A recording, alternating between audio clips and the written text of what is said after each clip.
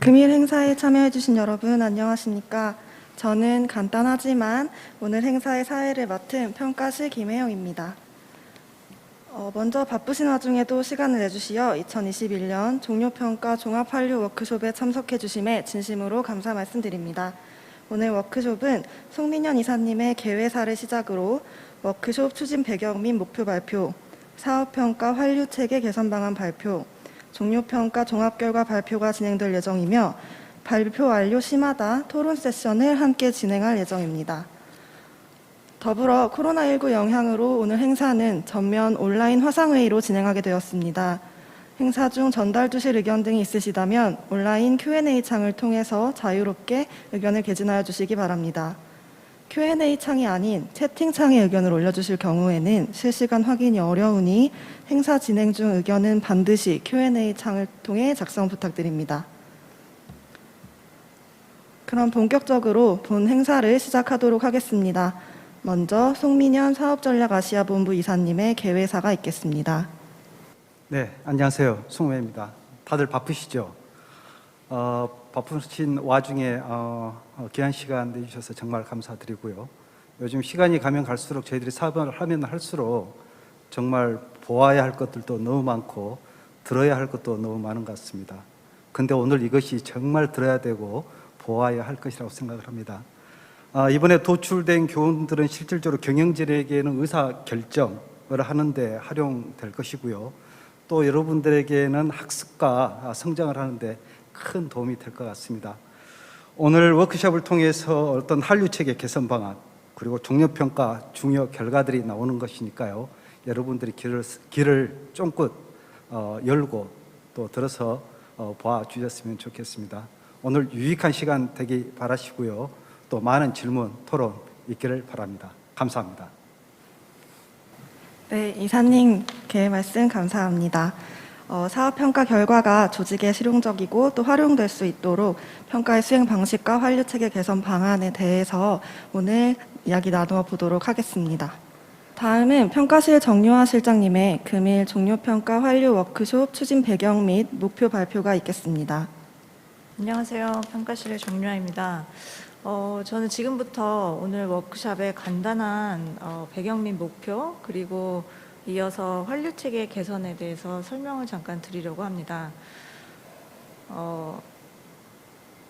사실상 오늘 워크숍은 그 종료평가 종합환류 워크숍의 전체 내용을 다 말씀드리지 못하고요. 저희가 이제 분야 쪽은 너무 광범위해서 오늘을 1차로 봐주시면 되겠고요. 이어서 여러 차수의 분야 워크숍이 이어질 예정입니다. 오늘 워크숍의 대상이 되는 것은 지난 거의 1년간 실시된 종료평가 39건을 저희 실에서 분석을 해서 교훈과 시사점을 도출했습니다. 저희 잘 아시겠지만 평가자들의 재원이 그렇게 정리되거나 체계화되지 않는 부분이 있고요. 저희 실에서 많이 노력을 했지만 여전히 다시 스크리닝을 해야 하는 이슈들이 있습니다. 그래서 저희가 크게 코이카의 사업 운영과 제도에 관한 부분을 재원을 추려내고 그리고 다시 분야에 관련된 재원을 추려냈습니다. 오늘 환류 드리려고 하는 내용은 주로 사업 운영과 제도에 관한 부분입니다. 저희가 이것을 분류하다 보니 이 재원의 도출 방식이나 환류 내용을 다시 재분류해서 우리 직원들께 드려야 한다는 이제 이슈가 생겨서 이번 기회에 전반적으로 사업평가 환류 체계 개선 방안도 정리를 하게 되었습니다. 이 부분에 대해서는 경영진들께는 미리 보고를 드렸고 오늘 직원분들의 의견을 추가적으로 수렴을 해서 우리 기관의 공식적인 입장을 정리하도록 하겠습니다. 다음 자료죠. 네, 정유아 실장님의 워크숍 추진 배경 및 목표 발표였습니다. 이어서 실장님께서 향후 사업평가 환류체계 개선 방안에 대한 발표도 진행하시겠습니다.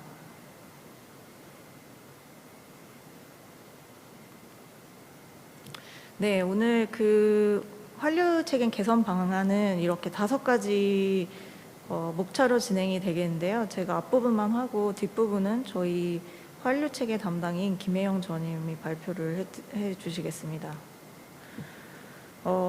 간단하게 말씀을 드리면 사업 평가와 재원 도출의 큰 방법론을 좀 개선을 하려고 하는데요. 지금은 다크의 평가 범주를 아시고 계실 겁니다. 기존에 적절성 등 5개의 평가 범주가 있었고요. 올해부터는 일관성 평가 범주가 추가가 되었습니다. 그 평가 범주 아래 평가자들이 자율적으로 평가 질문을 만들고 재원을 하도록 되어 있습니다. 그런데 이게 지금 저희가 평가를 거의 20년을 코이카가 한국 오디에서는 주도를 해서 했는데, 여기서 이제 몇몇 평가자들이 만들어 놓은 평가 매트릭스 안에 질문들이 거의 이제 복사해서 붙이기 형식으로 기계적으로 쓰이고 있기 때문에 점점 이 재원 쪽이 논리적이지 않고 빈약한 부분이 있었습니다. 그래서 이번 기회에 다른 국제기구들이나 선진 원조 기관들이라고 일컬어지는 기관들이 이제 변화 이론 기반한 사업 평가를 하고 있는데요. 사실 변화 이론에 기반한 사업 평가라고 말하기에는 좀 어폐가 있는 것이, 변화 이론을 사용한다면 그 변화 이론은 사업의 기획 그리고 추진, 평가까지 이어지는 큰 그 논리적인 기반이 됩니다. 그 변화 이론 기반한 교육을 저희가 지금 평가실에서 평가 전문 교육을 통해서 실시하고 있습니다. 그래서 이미 우리 직원의 90명 가까이는 변화 이론 기반 평가를 어떻게 하는지 알고 계시고요. 사실 외부에서는 잘 모르는데 저희가 먼저 이제 시도를 하고 있는 거고, 변화 이론 기반의 평가는 아주 시간이 오래되긴 했는데 2012년경 시민사회실의 지원으로 저희 지금 현재 이사장님께서 캐나다에서 진행하는 입대 교육에 가서 교육을 받으시고 지금 전파를 하고 있지만 잘 전파되지 않고 있었던 방식입니다. 이 변화 이론 기반으로 사업 모델을 점검한다는 것은 아시겠지만 변화 이론이 사슬로 연결된 변화 사슬로 되어 있습니다. 그래서 어떤 개입을 했을 때 결과까지 이어지는 여러 가지 이제 변화 사슬이 있는데, 그 변화 사슬 안에서 어떤 영역은 작동을 하고 어떤 영역은 작동하지 않았는지 이 요인을 심층 분석하는 것이 지금 바꾸려고 하는 사업 평가의 핵심 방법론입니다. 그래서 잘 작동된 변화 사슬의 영역은 다른 사업에 확산을 하면 되겠고요. 저희가 관심이 많은 그 작동하지 않는 변화 사슬의 영역을 심층 분석해서 3가지의 체계적인 재원으로 구분해서 도출하려고 합니다. 첫 번째는 이 사업 모델이 어떤 특정한 변화 사슬 때문에 그 부분만 변경되면 되는가, 혹은 전반적으로 변화 이론과 사슬을 검토했을 때 이 사업 모델은 폐기해야 하는가, 계속되어야 하는가, 이런 재원들이 있을 수 있겠고요. 그리고 두 번째는 사업 모델, 변화 이론에 기반한 사업 모델은 논리적이고 계속 활용해도 되지만, 그 변화 사슬 중간중간에 있는 그 사슬별로 코이카의 사업 관리에 어떤 특정한 약점이 있어서 그 부분을 개선을 해야 된다. 혹은 그 부분은 휴먼 에러에 해당이 됐는데 다시는 그 부분에 대한 실수가 반복이 되지 않았으면 좋겠다. 이런 종류의 재원이 있을 것이라는 생각이 듭니다. 그리고 마지막으로 3번째는 개발 환경이나 개입의 특성상 구조적인 한계가 있을 수 있습니다. 예를 들어서 누가 이 사업을 하든 그 개발 환경 아래서는 이 정도의 성과밖에는 못 낸다든지, 아니면 너무 새롭게 시작된 모델이고 혹은 한국에 사업자가 없어서 저성과를 낼 수밖에 없는 구조적인 요인이 있을 수 있겠죠. 이런 부분들이 좀 구체적으로 제시가 되어서 모든 잘 된 것은 별로 이제 카운팅이 안 되고, 잘못됐거나 아니면 지속 가능성이 없거나 이런 모든 요인들이 복합적으로 다 코이카가 잘 해야 되는 요인이라고 뭉뚱그려서 제시되는 지금의 재원 방식을 고치고자 하는 것입니다.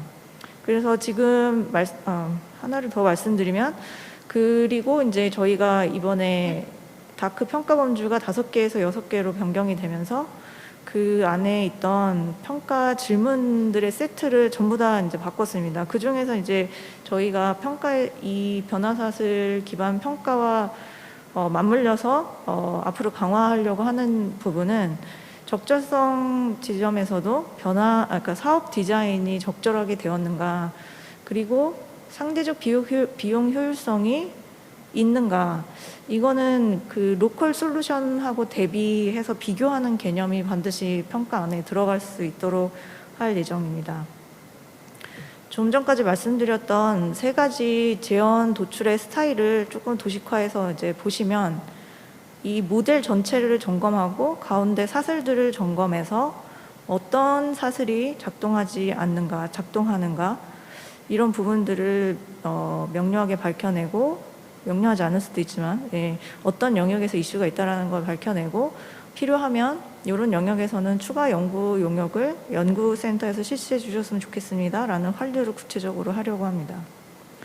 그 두 번째 재원 스타일은 이 사업 모델은 괜찮지만 이 중간중간에 어떤 이유로 비효율성이나 효과성을 저하시키는 요인이 있을 수 있겠죠. 이런 부분들을 분석하려고 합니다. 그리고 뒤에 이제 설명을 좀 드리겠지만 이런 영역들은 휴먼 에러나 아니면은 개선 사안들이기 때문에 저희가 분야별 그 교훈 리포트를 신설해서 만들려고 하는데 그 안에 체크리스트 형식으로 DB화하는 방식을 선택하려고 합니다. 그리고 마지막으로는 이런 발표 자료에 명시된 구조적인 한계 요인을 좀 분석하도록 하려는 것인데요. 이것은 뭐 한국 정부의 지원 성과를 과소평가하거나 과도한 범위에 대한 코이카의 사후 책임을 요구하는 등의 그 내용에 대해서 합리적인 반박 근거를 마련하고자 하는 목적도 있습니다. 여기까지 저희 그 환류 체계 개선 방안에 대해서 말씀드렸고요. 다음부터는 저희 환류 체계 담당자인 김영 전임께서 계속 발표를 해주시겠습니다. 감사합니다. 네, 실장님 감사합니다. 그러면 제가 뒷부분 발표 이어서 진행하겠습니다. 앞서서 정유화 실장님께서 변화이론 기반의 사업평가 재원 도출 개선 방안에 대해서 말씀을 주셨습니다. 그래서 이렇게 도출된 재원들을 우리 코이카에서는 어떤 방식으로 활용 또는 참고하고 환류할 수 있을지 조금 더 구체적으로 제가 설명드리고자 합니다. 지금 화면에 요약된 도식을 한번 봐주시면 앞에 실장님께서 설명하신 개선된 재원의 첫 번째, 두 번째 유형인 사업 모델 변경에 대한 재원, 그리고 사업 관리 개선 필요에 대한 재원은 우리가 실질적으로 활용을 해야 되는 내용이라고 보고 이 중 단순하게 참고하거나 혹은 기관 차원에서 학습이 필요한 내용들은 교훈 브리프나 평가 교훈 체크리스트로 제작을 하고 참고 수준이 아니라 실질적인 제도 개선, 즉 당장의 액션이 필요한 내용은 환류 과제화하여서 관련 부서가 실제로 과제를 이행하는 체계를 만들고자 합니다. 그리고 이 두 가지 유형으로 환류되지 않는 교훈 및 시사점과 혹은 코이카 외의 이해관계자에게 환류가 필요한 내용은 각 이해관계자별로 맞춤형 사업평가 환류 콘텐츠로 가공하여서 제공할 예정입니다. 먼저 교훈 브리프와 평가 교훈 체크리스트에 대해서 설명을 좀 드리겠습니다. 화면 오른쪽에 보이는 예시는 월드뱅크에서 코비드-19 대응을 위해서 분쟁, 취약, 폭력 관련 사업의 평가 교훈들을 레퍼런스 가이드 형식으로 제공한 자료입니다.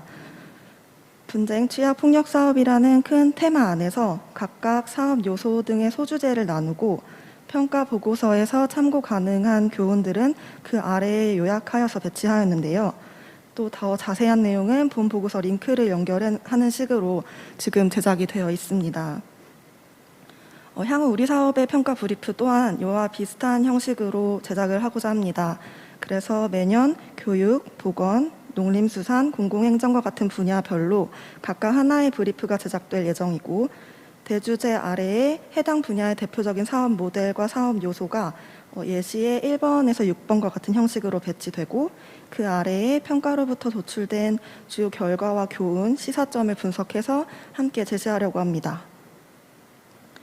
이렇게 제작된 교훈 브리프는 조직 차원의 주요한 학습 자료로 활용될 것으로 기대하고 있습니다.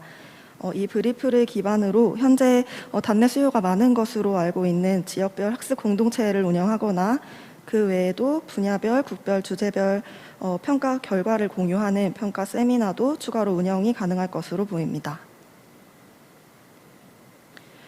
이 평가 교훈 브리프에는 새롭게 평가 교훈 체크리스트도 제작하여서 부침으로 함께 제공을 하고자 합니다. 평가 교훈 체크리스트라 함은 사업 주기, 투입 요소 등의 준위에서 작동 요인, 즉 성공 요인이죠. 그리고 미작동 요인, 개선 요인을 의미합니다. 검색을 할 수 있도록 그 DB화한 자료가 될 예정입니다. 저희 실에서 내부적으로 2020년 종료평가 결과들을 1차적으로 분석을 해보니 분야에 공통적으로 적용되는 사업운영 제도 관련 교훈과 각각 분야별로 조금 두드러지게 나타나는 분야별 교훈들이 좀 구분되는 경향이 있었습니다. 그에 따라서 체크리스트도 분야별 체크리스트와 사업운영제도 체크리스트로 나누어서 제작할 예정입니다. 분야별 체크리스트에는 사업 모델과 사업 주기를 기준으로 교훈을 분류할 예정이고, 사업운영 제도 체크리스트에서는 사업의 투입 요소와 사업관리 관점이 포함됩니다. 이게 체크리스트의 예시인데요. 글씨가 좀 작긴 하지만 2번을 예시로 보자면, 세네갈 사업의 종료평가로부터 기자재 조달 관리 시에는 조달 지연이 주요한 미작동 요인으로 작동을 하였기 때문에 향후에 유사 사업을 수행할 때는 이 부분을 특히 참고할 수 있게 된다. 이런 식으로 생각을 해주시면 될 것 같습니다. 이런 DB가 축적이 되면 특히 사업 기획이나 실시 시점에서 각 그 담당자별로 이슈가 되고 있는 투입 요소나 사업관리 관점별로 어떤 작동 요인을 지향해야 하고 또 어떤 미작동 요인을 주의해야 하는지 검색을 해서 미리 참고할 수 있게 되기 때문에 도움이 될 수 있을 거라고 생각이 됩니다.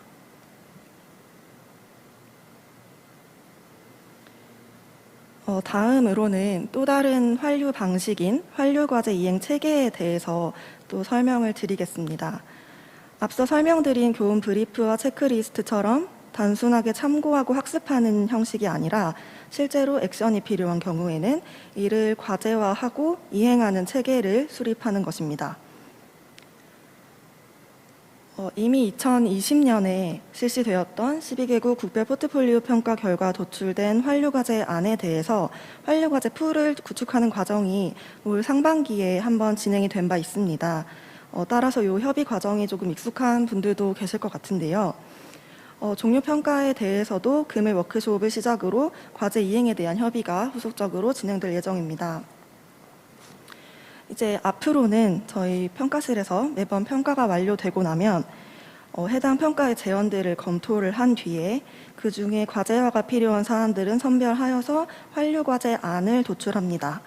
그 후에 오늘과 같은 환류 워크숍 그리고 개별 이행부서와의 후속 협의를 통해서 과제의 중요성, 이행 가능성, 우선순위 등을 협의하고 과제의 세부 이행 계획을 확정하게 됩니다. 그리고 이렇게 확정된 과제들은 환류과제 풀에 등록이 됩니다. 금년부터는 경영성과팀에서 운영하고 계시는 우수성과 경진대회에 평가 환류 부문이 추가가 될 예정입니다. 그래서 이렇게 환류과제 풀이 확정되고 나면 각 환류과제의 이행부서에서는 매년 이 풀에서 실제로 이행을 원하시는 과제를 선택하여서 이행하시고 그 이행 결과 보고서를 우수성과 경진대회의 심사 시기에 맞춰가지고 제출을 해주시면 됩니다. 제출해주신 이행 결과는 별도의 심사 기준에 따라서 심사하고 우수 사례에는 조직업적 평가 가점이 부여됩니다. 지난 국별평가 환류 과제를 협의하는 과정에서 많이 주셨던 질문들을 좀 정리를 해보았는데요. 일단 과제는 저희 실에서 이행부서에 강제로 부여하는 것은 아니고 과제 풀을 기반으로 이행하시는 부서에서 선택하셔서 이행하시면 됩니다. 또한 과제 이행만으로 가점이 부과되는 것은 아니고 우수성과 경진대회에 이행의 결과를 제출하시고 수상을 하셔야지만 조직업적 평가에 가점이 부여됩니다. 그리고 이제 풀에 이미 등록이 되어 있는 과제를 이행하지 않는 것에 대해서는 일단 지금으로서는 별도의 감점 체계는 없습니다. 작년 2020년에는 우수성과 경진대회가 9월경에 실시가 되었는데요. 올해에도 아마 비슷한 시기에 진행이 될 예정인 것 같습니다. 따라서 이제 과제 이행과 제출을 원하시는 부서에서는 이런 일정을 미리 참고하셔서 이행을 해주시면 좋을 것 같습니다.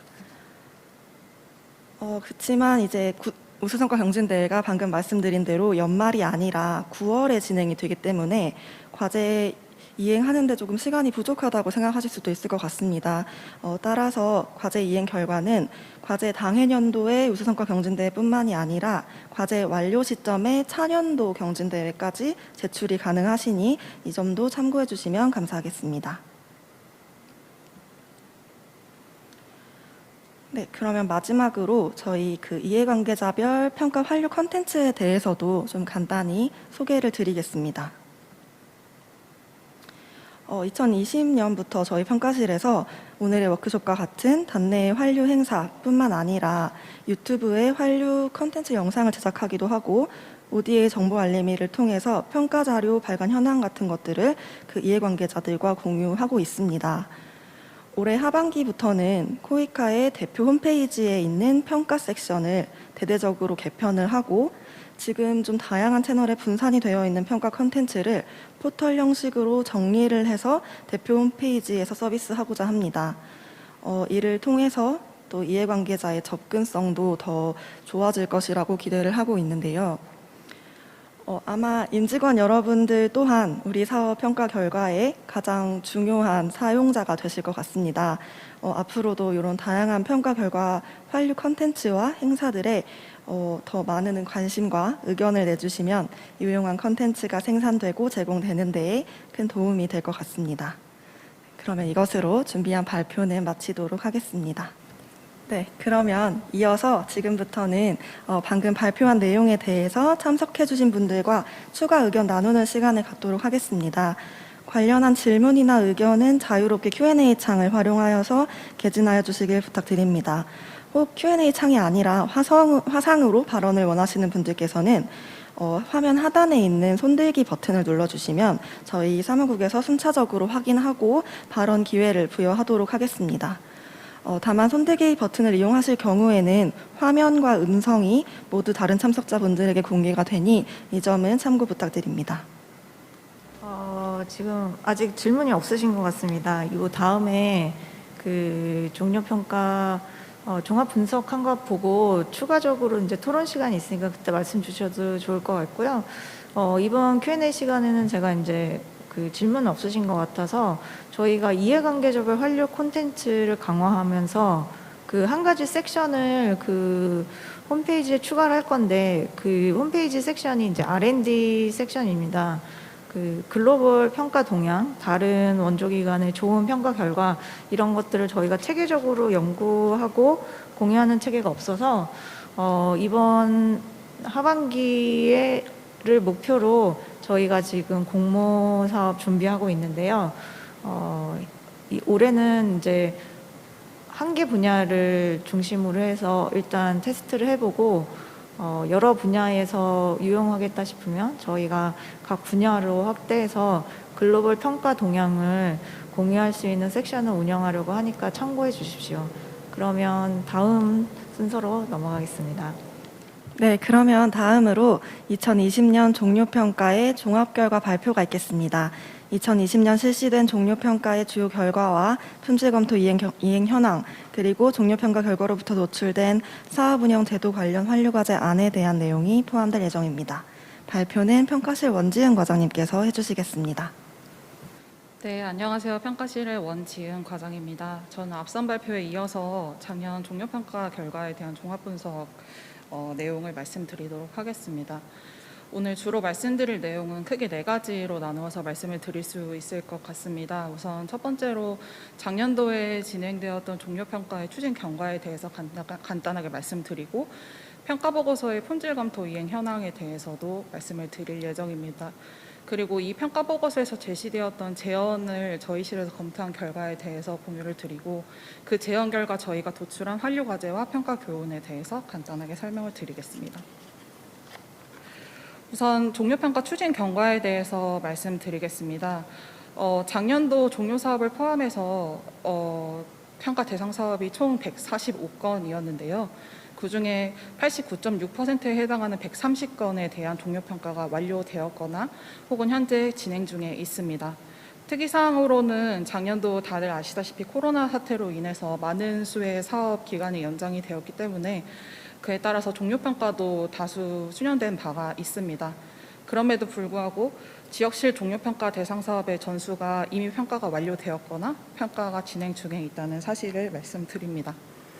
그리고 여기 130건에 포함되지 않는 나머지 15건에 대해서는 두 가지 정도의 경우로 나누어 설명을 드릴 수 있을 것 같습니다. 우선 첫 번째로 시민혁신실 사업입니다. 해당 사업은 저희가 파트너십 사업 분야별 통합 종료평가로 발주를 준비를 하고 있는데요. 총 11개 분야에 대해서 7개 용역으로 준비를 하고 있습니다. 이 과정에서 분야별로 묶이기 어려운 사업이 한 10개 정도 발생을 했고, 이 사업들에 대해서는 저희가 다른 평가 방식을 지금 마련하고 있는 중입니다. 생각하는 바로는 저희 실에서 지금 대학교와 함께 개발협력 M&E 전문가 양성 프로그램을 진행하고 있는데, 관련해서 시범평가를 진행하거나 혹은 저희 협력단 내에 자체 평가를 통해서 소화할 예정입니다. 그리고 나머지 5건은 다자실의 종료 사업입니다. 현재 다자실에서는 성과관리 용역을 통해서 별도의 평가 가이드라인을 마련 중에 있으시고, 이 평가 가이드라인을 준용한 종료평가를 수행하시기 위해서 잠시 동안 이 과제를 대기 중으로 하신 것으로 알고 있습니다. 그래서 말씀드리고자 하는 내용은 저희가 평가 시점이나 혹은 평가 방식에 있어서 조금의 지연이 있더라도 모든 종료 대상 사업에 대해서 평가의 현황을 추적을 하고 있고 지속적으로 관리를 하고 있다는 점입니다. 종료평가 품질 검토에 대해서는 뒤에서 더 자세히 말씀드리겠지만 작년도부터 올해 7월까지 총 95건의 보고서가 검토가 되었고, 2019년 1차 품질 검토부터는 총 13번의 품질 검토회의를 통해서 111건의 보고서가 검토가 된 바 있습니다. 이제 연도별로 종료 사업의 평가 등급에 대해서 말씀을 드리겠습니다. 저희가 2010년도부터 2020년도까지의 종료 사업의 평가 등급을 보았을 때 거의 대부분에 해당하는 95.8%가 매우 성공적 혹은 성공적 등급을 판정을 받은 상황입니다. 그리고 연차별로 비교를 해보시면 과거에 비해서 현재로 올수록 매우 성공적 등급의 비중이 점진적으로 확대가 되고, 이러한 상향 평준화의 경향을 목격하실 수가 있는데요. 이 점은 물론 저희 협력단에서 성과 제고를 위한 노력의 결과로도 볼 수 있지만, 한편으로는 평가자들이 굉장히 관대하게 평가 등급을 부여하고 있다는 점에서 인플레이션 현상이라고도 해석할 수 있겠습니다. 관련해서는 추후에 추가적으로 설명드리도록 하겠습니다. 종료사업 평균 등급과 점수에 대해서 말씀드리겠습니다. 2020년 종료사업 기준으로 말씀드렸을 때 저희 사업은 매우 성공적 등급에 해당하는 14.22점을 평균 점수로 가지고 가고 있습니다. 분야별로 살펴보자면 편차는 그다지 크지 않지만 농림수산 분야나 공공행정 분야에서 가장 높은 등급을 유지하고 있었습니다. 지금까지는 저희가 종료평가의 경과와 그리고 사업 평가 등급에 대해서 말씀을 드렸고요. 이어서는 평가 보고서의 품질 검토 이행 현황에 대해서 말씀을 드리겠습니다.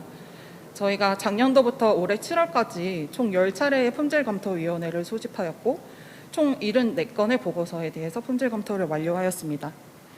특이사항으로는 한 번의 승급심사를 통해서 2건의 보고서가 A등급에서 S등급으로 상향된 바가 있고, 보고서상에 중대한 수정사항이 발생하여서 재심을 대기하고 있는 조건부 C등급 보고서가 10건, 그리고 품질 등급에 부합하지 않기 때문에 평가 무효 처리된 건이 2건이 있습니다.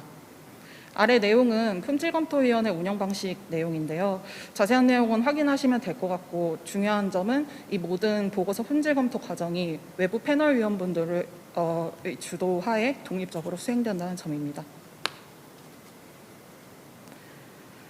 그러면 앞서 말씀드린 검토보고서 74건에 대한 품질 등급 분포를 말씀드리겠습니다. 보시면 저희가 이른바 품질 기준에 부합한다고 하는 S등급, A등급, B등급 보고서가 전체 보고서 대비 약 48.7%에 해당하고, 개선 여지가 있거나 혹은 중대한 수정사항으로 인해서 품질 심사가 보류되고 있는 건이 또 다른 48.7%를 차지합니다. 이를 다시 바꾸어서 말씀드리면 평가 무효가 된 2건을 제외하고 전체 평가 대상 보고서의 절반이 적절한 품질을 지니고 있고 또 다른 절반이 품질 개선이 필요하다는 것으로 해석하실 수 있겠습니다. 이를 작년도 한류 워크숍 분석 결과와 비교를 해보자면 아래 참고로 제시되어 있는 내용이 작년도 결과인데요. 작년 대비해서 품질 기준에 부합하는 보고서는 8% 정도 증가하고 있어서 전반적인 평가 보고서의 품질 검토는 이루어지고 있다고 보실 수 있습니다. 점수별 구간으로 보아도 비슷한 경향이 드러납니다. 죄송합니다. 2019년 한류 워크숍 분석 결과 대비해서 주황색으로 표기되어 있는 80점에서 90점 구간이 35%에서 42%로 확대되었습니다. 물론 이는 작년도 대비해서 우리 평가 보고서들이 우수한 품질을 지니고 있다는 점을 증명하지만 2020년도 국별 포트폴리오 평가 결과와 비교를 했을 때는 국별 평가 보고서의 경우는 전체 보고서의 75%가 우수 등급인 A 등급에 해당하고 그리고 전부 100% 보고서가 B등급 이상의 품질 등급을 유지하고 있기 때문에 아직까지 개선 가능성이 다대하다고 볼 수 있겠습니다. 이어서 저희가 개최한 독립평가 패널위원회에서 외부 독립 패널 위원분들이 주신 의견들을 간단하게 설명을 드리고 이에 대해서 저희 실이 어떻게 준비를 하고 있는지에 대해서 공유를 드리고자 합니다. 우선 첫 번째로는 아까 말씀드렸던 평가 등급 인플레이션 현상입니다. 수치상으로 보시면 아시겠지만 대부분의 종료 사업이 굉장히 높은 등급대를 유지를 하고 있는데요. 물론 평가 결과 정말 우수한 사업이어서 높은 등급을 받으면 문제가 없지만 보고서 본문 내에 분명히 지적사항과 개선사항이 있었음에도 평가 등급이 그와 불일치하게 매우 우수하거나 매우 성공적이거나 성공적 등급으로 판정이 되는 현상이 자주 발생하였고 또 자주 지적된 바가 있습니다. 이러한 점을 저희가 해결하기 위해서 앞으로는 등급 판단 기준을 조금 더 구체화해서 가이드라인을 제시를 할 예정입니다. 예를 들어서 사업 추진 과정에서 성과 데이터가 확보되지 않을 시에는 등급을 하향해야 한다든지 하는 기준을 마련을 할 예정이고 등급 구간별로 평가자들이 참고할 수 있는 샘플 보고서를 제시를 해서 평가자들이 등급을 부여할 때 상대적으로 비교 분석을 할 수 있도록 조치를 할 예정입니다. 이어서는 다분야 일괄반주 방식의 평가 신뢰도 문제입니다. 이는 여러 가지 분야에 대해서 한 평가 수행기관이 평가를 수행하는 것을 의미하는데요. 작년도에 12건의 보고서가 그러한 방식으로 평가가 되었고 그중에 조건부 C등급 판정이 8건, 무효 판정이 1건으로 상대적으로 낮은 등급을 유지를 하고 있습니다. 이러한 등급적인 정량적인 문제뿐만 아니라 정성적인 의견상에서도 평가자들의 분야 이해도나 평가 전문성이 지속적으로 문제 제기가 되고 있기 때문에 평가실에서는 작년도 가이드라인 개정을 통해서 이러한 평가 방식을 금지하고 있고 이러한 평가 방식을 지향하기 위해서 다분야 일괄발주 보고서를 독립평가 패널에 상정하지 않는 것으로 지정하고 있습니다. 그래서 저희 실에서 파악하기로는 가이드라인 개정 이후에는 동일 분야에 대해서 여러 건의 평가가 나가거나 아니면 단독 독립평가가 진행되는 방식으로 주로 이루어지고 있는 것으로 파악하고 있습니다. 이어서 보고서의 논리적 연계성의 문제입니다. 크게 두 가지로 나누어서 설명을 드릴 수 있을 것 같습니다. 우선 첫 번째로 평가자가 제시한 평가 질문이나 매트릭스에 대해서 평가 보고서 본문에서 충분한 답변을 하지 못하는 경우가 한 가지이고요. 이어서 평가 결과를 도출을 했는데 그 결과가 주요 재원과의 논리적인 연계성이 모호한 경우를 들 수 있습니다. 이러한 점을 최소화하기 위해서 저희 실에서는 앞으로 평가 질문 중심의 목차를 개편을 할 예정이고 앞서 잠깐 말씀드렸지만 재원 도출 방식을 조금 더 구체화해서 사업 모델 변경 재원, 사업 관리 개선 재원, 구조적 한계 분석 재원으로 나누어서 평가자들에게 가이드를 제시할 예정입니다. 마지막으로 코로나19 대응 관련 내용입니다. 현재 많은 수의 평가팀이 현지 조사, 직접 방문 조사가 불가능하기 때문에 현지 컨설턴트를 활용하는 비대면 현지 조사를 방식을 채택을 하고 계시는데요. 이러한 측면에서 이러한 방식의 한계점이 무엇이고 이를 극복하기 위해서 평가팀이 어떤 노력을 하였는지를 제시할 필요가 있다는 패널 위원들의 의견이 종종 제시된 바 있습니다. 이를 지원하기 위해서 평가실에서는 하반기 중에 현지 평가 인력 훈련 및 활용 계획을 마련해서 평가팀에서 관련 내용을 참고할 수 있도록 조치할 예정입니다. 이어서 종료평가 보고서에서 제시된 평가 제언을 저희 실에서 검토한 결과를 말씀드리겠습니다. 해당 분석은 2020년도 하반기 이후에 독립평가 패널 품질 검토위에 상정된 보고서 39건 내에 제시된 248개 제언에 대해서 분석을 하였고, 분야별 보고서 분포는 교육 분야와 농림수산 분야가 가장 많았지만 여러 가지 분야를 모두 포함하고 있는 분포를 보이고 있습니다. 그래서 저희 실에서 1차적으로 스크리닝한 결과를 말씀을 드리면 수용 제언이 78건, 불수용 제언이 87건, 이해관계자 환류 제언이 31건, 확인 필요건이 52건으로 나타났습니다. 여기서 확인 필요건은 사후 관리나 후속 조치 관련 내용이 대다수에 해당하는데요. 지역부서나 사무소에서 피평가자 의견서 작성 시에 추후 검토하겠다 혹은 부분적으로 수용하겠다 하고 제시하신 부분이지만 현재 보고서 출간 시점에서 실제로 그 부분이 이행이 되고 있는지 혹은 계획된 바가 있는지에 대해서 파악이 필요한 내용입니다. 이는 평가보고서 공개 시점 이전에 일괄적으로 확인하여 조치할 예정입니다. 앞선 제언 내용 중 불수용 제언에 대한 사유를 분석해 보았습니다. 작년도와 마찬가지로 해당 제도가 이미 시행 중이거나 구체성이 부족하여 실제 이행이 불가능한 경우가 가장 많은 비중을 차지하였고, 그 외에도 현실적으로 제도적으로 수행이 불가능한 건이나 사실관계 등의 오류가 있어서 수용을 할 수 없는 건이 소수 존재하였습니다. 그 외에도 수원국이나 수원기관 그리고 멀티바이 사업의 경우는 사업 수행 국제기구에 대한 이해관계자 환류 제언도 31건이 있었는데요. 주된 내용은 사업 종료 이후에 지속가능성 확보를 위한 행정 조치가 필요하다든지 수원국의 분담 사항을 적시 이행해야 된다든지 하는 제언 내용이 가장 많았습니다. 평가 제언의 효용성을 확보하고 픽평가자 수용도를 제고하기 위해서는 환류 체계 강화가 필요한데요. 이를 위해서 종료평가 수행 시에 재원 도출 워크숍과 수원국 환류 워크숍을 실시 확대하고자 합니다. 예를 들어 참고로 작년도 국별 포트폴리오 평가 재원 수용 현황을 말씀을 드리고자 합니다. 이미 참석하신 사무소나 지역부서는 알고 계시겠지만 저희가 작년도 국별평가의 경우 모든 평가 대상 국가에 대해서 재원 도출 워크숍을 실시하였고, 또 코로나 상황에서 상황이 허락되는 일부 국가에 한해서 수원국 환류 워크숍을 실시하였습니다. 그 결과 작년도 29%에 불과하였던 재원 수용률이 올해 94.3%로 크게 개선되었고요. 일부 사무소에서는 평가 결과에 기반한 프로그램 중심 포트폴리오 정비 작업에 착수하시는 등 여러 가지 재원 수용도 측면에서 개선 사항을 보이고 있습니다. 저희 실에서 기대하는 바는 올해 종료평가 수행 시에도 이러한 워크숍 계기를 통해서 재원 수용도가 제고되는 내용입니다. 마지막으로 저희가 앞선 재원 검토 결과 수용 재원에 대해서 말씀을 드리겠습니다. 수용 처리된 재원은 앞서도 말씀드렸지만 한류과제와 평가교훈으로 나누어서 설명을 드릴 수 있습니다. 그래서 저희가 분야별 한류과제와 평가교훈은 아까 말씀드렸다시피 아직 담당자의 검토가 끝나지 않았기 때문에 추후 하반기 중에 별도로 공유를 드릴 예정이고, 오늘 제가 말씀드릴 내용은 사업운영제도 관련된 한류과제와 평가교훈 내용입니다.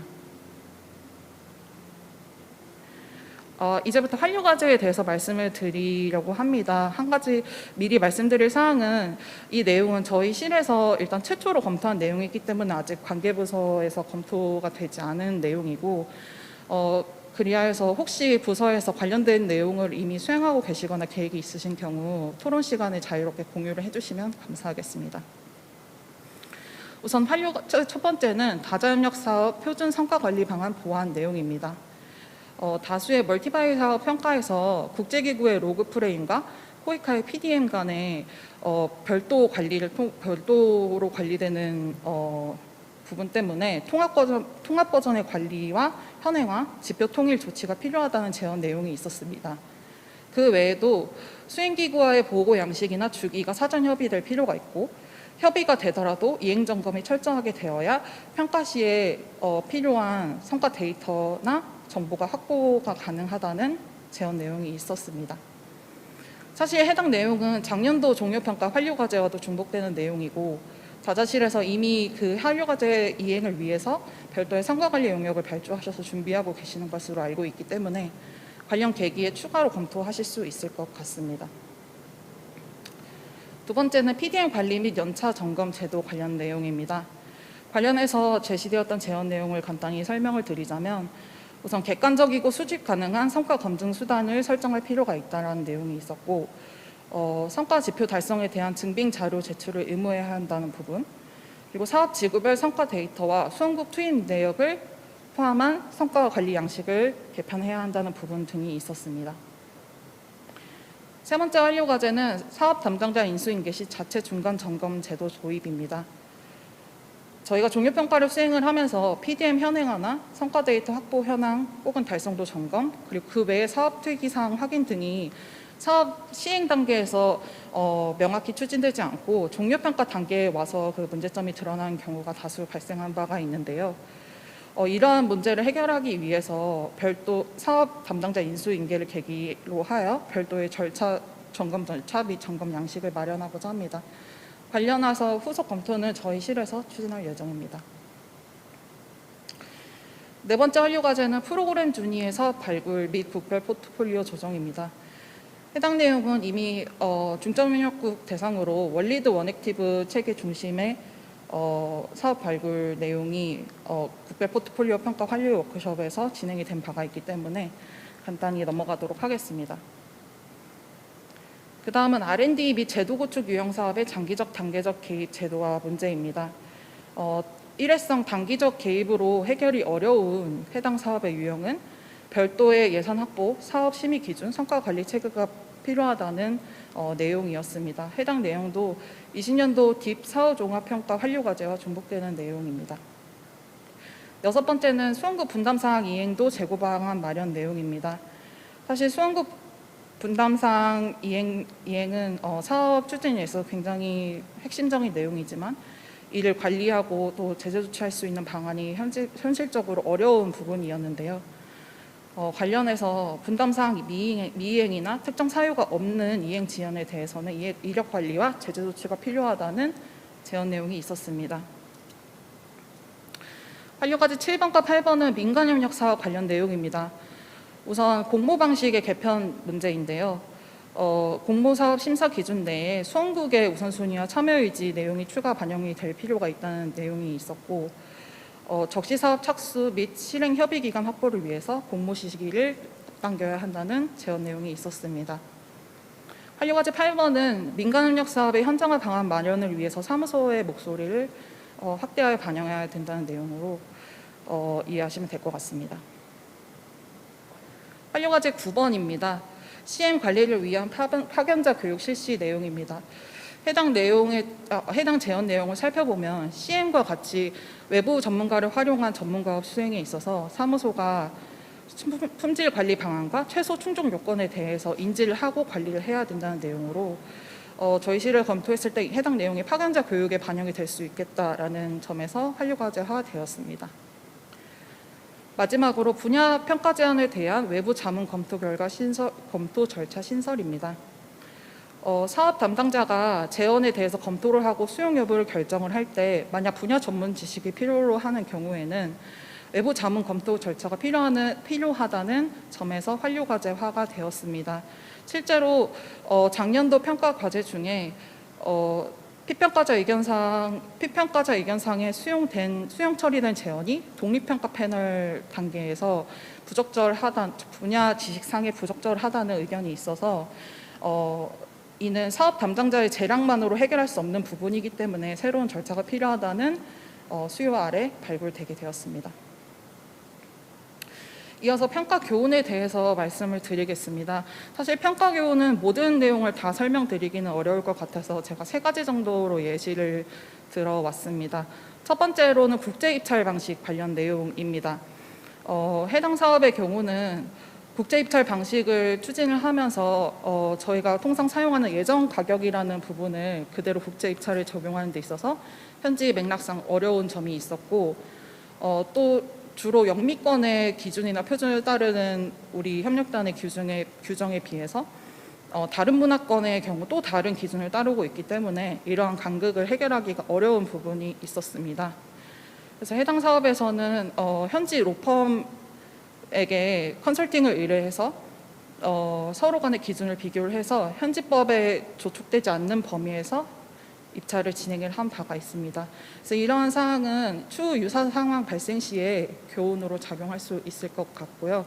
앞서서 말씀드렸던 분류 기준에 따르면 조달 관리 측면에서의 건축 시설 요소의 미작동 요인으로 보실 수 있겠습니다.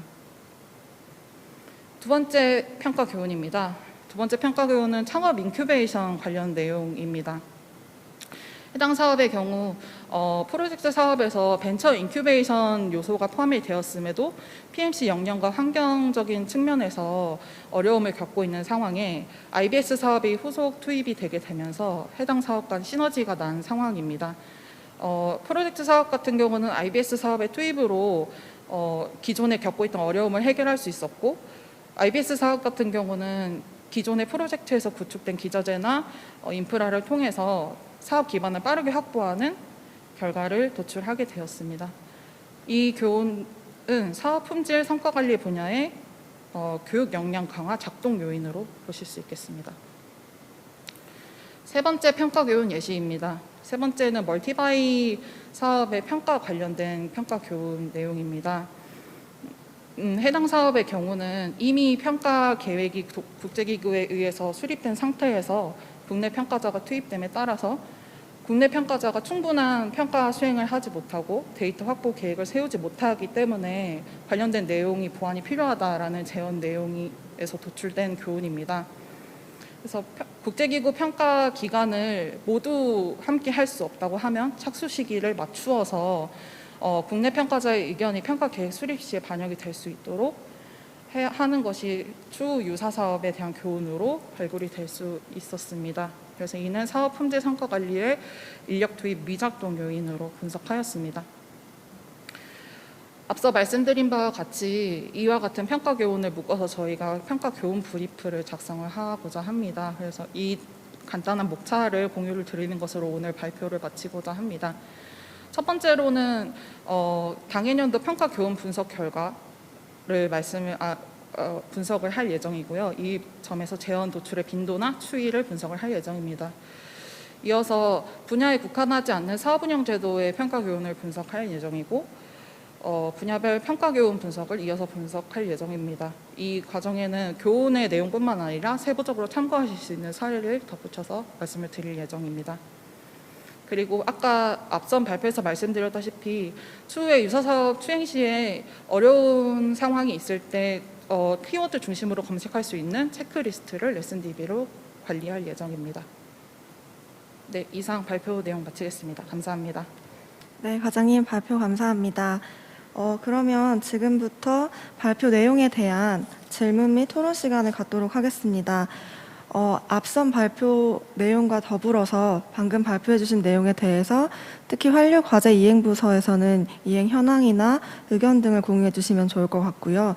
그 외에는 전반적인 질문 사항 주시면 답변 드리도록 하겠습니다. 안녕하세요. 다자협력 인도지원실 최세정입니다. 혹시 제 목소리 들리시나요? 네, 잘 들립니다. 주요 국제기구의 경우에는 이미 표준 약정안을 거의 매해 새로 수립을 하고 있고요. 표준 약정안 내에 기구가 저희 측에 얼마나 자주 어떤 방식으로 보고를 해야 되는지 주기와 방식에 대해서 또 표준 약정안에 지금 명시가 되어 있습니다. 그리고 또 양식 같은 경우에도 표준 약정안에 안엑스로 붙여서 다시금 안내 드리기 때문에 지금 이 부분은 이미 저희 실에서 수행하고 있는 부분이라고 생각이 되고요. 이 부분이 앞으로도 더 저희 실 소관사뿐만 아니라 다른 지역시 멀티바의 경우에도 더 활성화가 될 수 있도록 표준 약정안을 더 활발하게 공유하고 안내 드릴 예정입니다.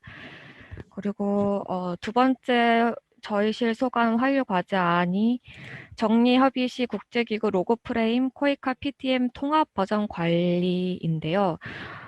사실 저희 실 소관 사업 같은 경우에는 PTM 양식을 따로 받고 있지는 않고요. 왜냐하면 국제기구 지금 현재 트렌드가 로고 프레임을 받고 있는 형식이기도 하고 PTM의 주요 내용들이 로고 프레임에 이미 내용적으로는 다 들어가 있는 부분이기 때문에